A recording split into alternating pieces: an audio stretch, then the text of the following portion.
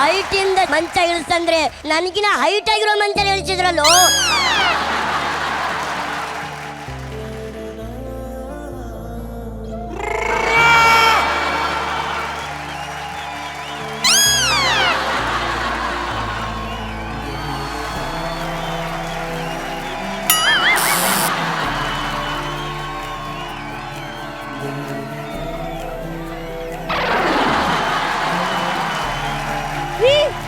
ಯಾಕ್ರಿ ಬಿದ್ರಿ?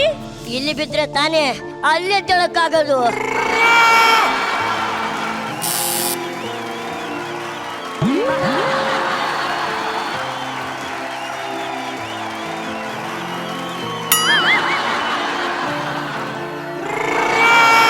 ಅವ್ವ ನನ್ ತಂಗಿ ಕನ್ನೆ ಆಗೋಯ್ತಲ್ಲವ ತಂಗಿಯವ್ವ. ಏನವ್ವ ಇಂಥ ಅನ್ಯಾಯ ಆಗೋಯ್ತು ನಿನಗೆ? ಏನಾಯ್ತು? ಏನಾಯ್ತಾ? ಆ ಕಡೆಗೆ ಹೋಗೋ ಬಾವ, ಹತ್ಲ ಮಂಚ ಹತ್ಲ. ಇವನಿಗೆ ಮಂಚನೇ ಹತ್ತಕ್ಕಾಯ್ತಾ ಇಲ್ಲ ಇನ್ನು. ಸಂಸಾರ ಹೆಂಗ್ ಮಾಡ್ತಾನವ? ನಿನಗೇನು ಈಗ ಮಂಚ ತಾನೇ ಹಬ್ಬಕು? ಬಾರೆ ಮಂಚ ತಾನೇ ಹಬ್ಬಕು. ಒಂದ್ ನಿಮಿಷ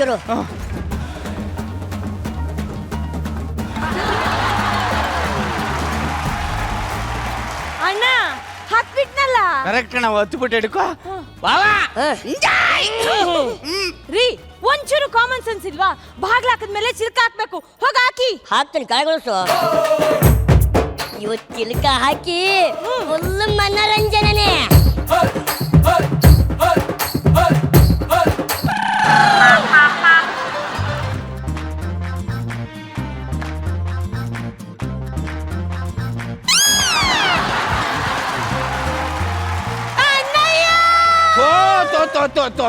ತಂಗ್ಯವ ಎಲ್ಲಿ ಏನಾಯ್ತವ?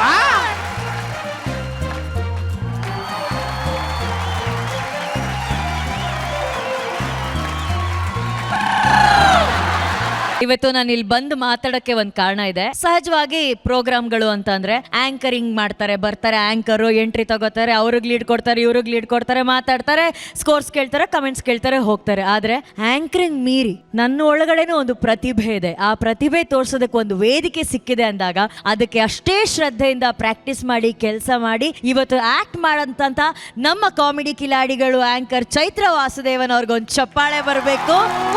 Thank you.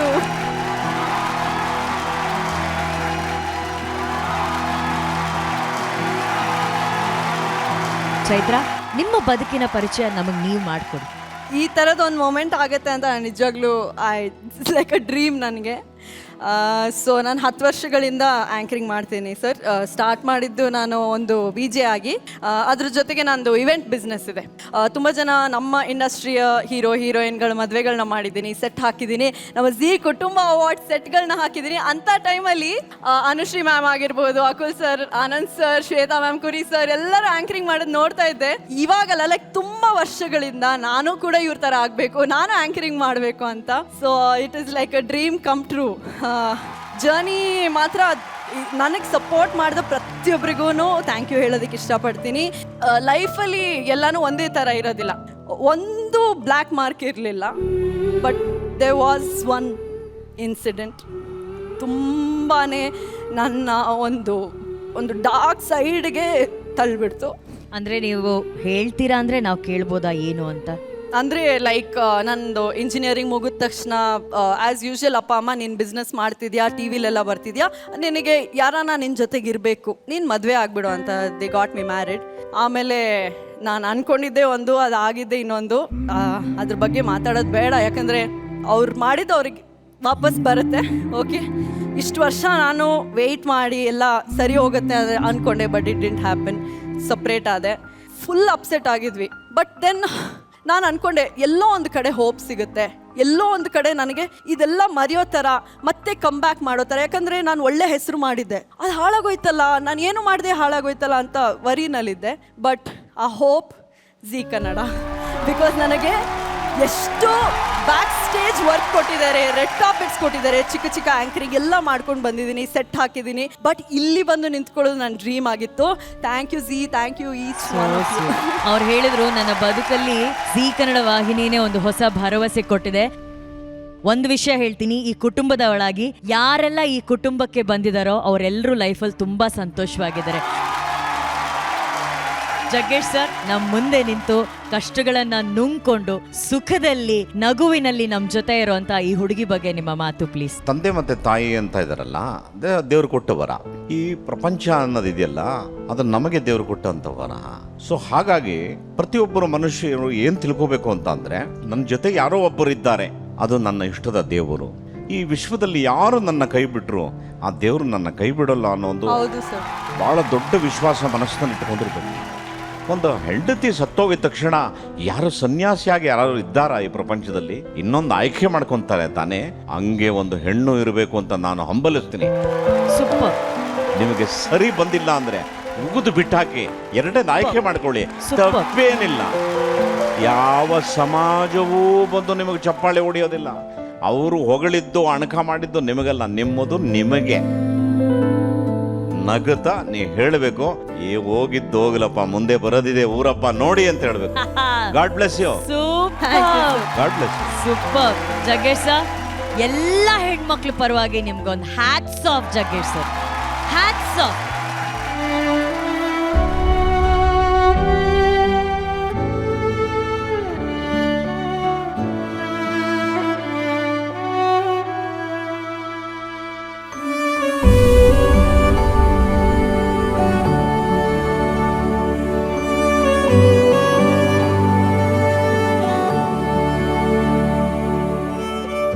Chaitra green sari ಹಾಕೊಂಡಿರೋರು ಯಾವಾಗ್ಲೂ ಅಳ್ಬಾರ್ದು.